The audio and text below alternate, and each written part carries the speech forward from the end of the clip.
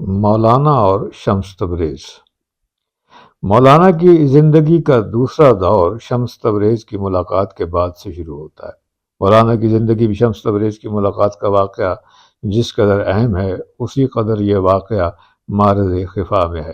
جواہر مضیہ کے بیان کے مطابق تو واقعے کی صورت یہ ہے کہ مولانا ایک روز اپنے شاگردوں کے حلقہ میں رونق افروز تھے، چاروں طرف کتابوں کے ڈھیر تھے کہ اچانک شمس تبریز قلندرانہ انداز میں آ پہنچے اور کتابوں کی طرف اشارہ کرتے ہوئے مولانا سے دریافت کیا کہ یہ کیا ہے۔ مولانا نے فرمایا کہ یہ وہ چیز ہے جس سے تم واقف نہیں ہو۔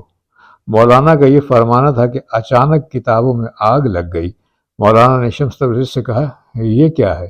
تو انہوں نے جواب دیا کہ یہ وہ چیز ہے جس سے تم واقف نہیں، اور یہ کہہ کر مجلس سے روانہ ہو گئے۔ اس واقعہ سے مولانا کی حالت دیگر گم ہو گئی۔ تمام گھر بار اور شان و شوکت کو خیر باد کہا اور سارا نوردی شروع کر دی۔ ملک کے گوشوں میں شمس تبریز کو تلاش کرتے پھرے، لیکن ان کا کہیں پتہ نہ چلا۔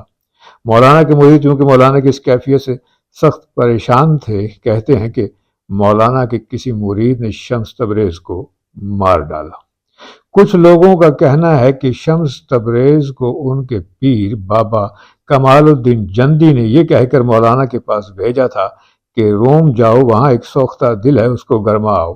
شمس تبریز قونیہ پہنچے، شکر فروشوں کی سرائے میں مقیم ہوئے، اور ایک دن جبکہ مولانا نہایت تذک و احتشام سے ایک راستہ سے گزر رہے تھے، شمس تبریز نے مولانا سے سر راہ دریافت کیا کہ مجاہدہ اور ریاضت کا کیا مقصد ہے۔ مولانا نے فرمایا اتباع شریعت۔ شمس تبریز نے کہا یہ تو سبھی جانتے ہیں، لیکن اصل مقصد علم و مجاہدے کا یہ ہے کہ وہ انسان کو منزل تک پہنچا دے۔ ان جملوں سے مولانا اس قدر متاثر ہوئے کہ فوراً شمس تبریز کے ہاتھ پر بیعت ہو گئے۔ ایک روایت یہ بھی ہے کہ مولانا کسی حوض کے کنارے کتاب بینی میں مصروف تھے، وہاں شمس تبریز آ گئے اور مولانا سے دریافت کیا کہ یہ کیا ہے۔ مولانا نے فرمایا کہ تمہیں اس سے کیا غرض، تم نہیں جانتے۔ اس پر شمس تبریز نے وہ کتابیں حوض میں پھینک دیں۔ مولانا کو سخت رنج ہوا اور فرمایا کہ میاں درویش، تم نے ایسی چیزیں ضائع کر دیں جن میں نادر نکتے تھے، اور اب ان کا ملنا محال ہے۔ اس پر شمس تبریز نے وہ کتابیں خشک حالت میں حوض سے نکال کر مولانا کے سامنے رکھ دیں۔ مولانا حیران ہوئے تو شمس تبریز نے کہا یہ حال کی باتیں ہیں، تم صاحب قال ان کو کیا جانو۔ اس کے بعد مولانا شمس تبریز کے ارادت مندوں میں داخل ہو گئے۔ ابن بطوطہ کا بیان ہے کہ ایک حلوہ فروش مولانا کی درسگاہ میں آیا۔ مولانا نے بھی اس سے حلوہ کی ایک کاش خرید کر کھائی، جس سے مولانا کے احوال یکسر بدل گئے۔ بے اختیار اٹھے اور گھر بار چھوڑ کر نکل گئے۔ ایک عرصہ تک گم رہے، واپس آئے تو بالکل خاموش تھے۔ جذبہ میں کسی وقت بولتے تو زبان پر اشعار جاری ہو جاتے تھے۔ یہی اشعار ہیں جو بصورت مثنوی آج ہمارے سامنے موجود ہیں۔ ان تمام واقعات سے وہ واقعہ قرین عقل ہے جو سپہ سالار نے قلم بند کیا ہے۔ سپہ سالار مولانا کے خاص مرید ہیں اور تقریباً 40 سال تک مولانا کے فیض صحبت سے مستفیض ہوتے رہے ہیں۔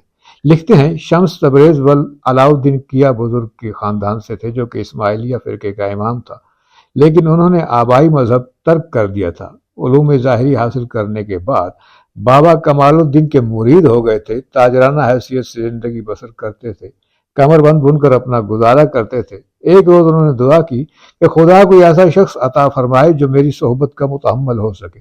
اشارہ ہوا کہ روم جاؤ، وہاں ایک شخص مل جائے گا۔ شمس تبریز قونیہ پہنچ کر برنج فروشوں کی سرائے میں مقیم ہو گئے۔ وہاں ایک اونچا چبوترا تھا جہاں شہر کے عمائد اور عمراء کا مجمع ہو جایا کرتا تھا۔ شمس تبریز بھی اس مجمع میں جا بیٹھتے تھے۔ مولانا کو شمس تبریز کی آمد کا حال معلوم ہوا تو ملاقات کے لیے پہنچے۔ شمس تبریز سے آنکھیں چار ہوئیں تو ایک دوسرے کو سمجھا۔ سپہ سالار کے بیان کے مطابق اس کے بعد مولانا اور شمس تبریز دونوں صلاح الدین زرکوب کے حجرے میں 40 روز تک چلہ کش رہے۔ اس عرصہ میں کھانا پینا بالکل ترک کر دیا تھا اور صلاح الدین زرکوب کے علاوہ حجرے میں کوئی داخل نہ ہو سکتا تھا۔ اس کے بعد مولانا کے احوال بالکل بدل گئے۔ پہلے سماع سے محترض تھے، اب اس کے بغیر ان کو چین نہ آتا تھا۔ مسند تدریس اور فتویٰ نویسی بالکل ترک کر دی اور ایک لمحہ کے لیے بھی شمس تبریز سے جدا ہونا گوارا نہ کرتے تھے۔ اس سے اہل شہر میں شمس تبریز کے خلاف شورش بپا ہوئی اور شمس تبریز قونیہ چھوڑ کر دمشق کو چل دیے۔ مولانا شمس تبریز کی جدائی سے بے چین ہو گئے اور مولانا نے اس جدائی میں نہایت رقت آمیز اشعار کہے۔ اس پر اہل شہر اور مولانا کے مریدوں کو ندامت ہوئی اور طے کیا کہ شمس تبریز کو واپس لایا جائے۔ چنانچہ مولانا کے بڑے صاحبزادے سلطان ولد کی قیادت میں ایک قافلہ دمشق کو روانہ ہوا اور سلطان ولد نے مولانا کا ایک منظوم خط شمس تبریز کی خدمت میں پیش کیا۔ شمس تبریز متاثر ہوئے اور قافلہ کے ساتھ قونیہ واپس آ گئے اور تقریباً 2 سال قونیہ میں رہے۔ اس کے بعد شمس تبریز کا انجام کیا ہوا، اس میں مختلف روایات ہیں۔ کچھ صاحبان کہتے ہیں کہ مولانا کے صاحبزادے علاؤالدین چلبی سے آزردہ خاطر ہو کر غائب ہو گئے اور پھر کچھ پتہ نہ چلا۔ کچھ صاحبان کا بیان ہے کہ علاؤالدین کے ہاتھوں شہید ہو گئے۔ اگلی ایپیسوڈ میں انشاءاللہ مولانا کے مرشد شمس تبریز اور شمس تبریز ملتانی ان دونوں کے بارے میں بیان کروں گا۔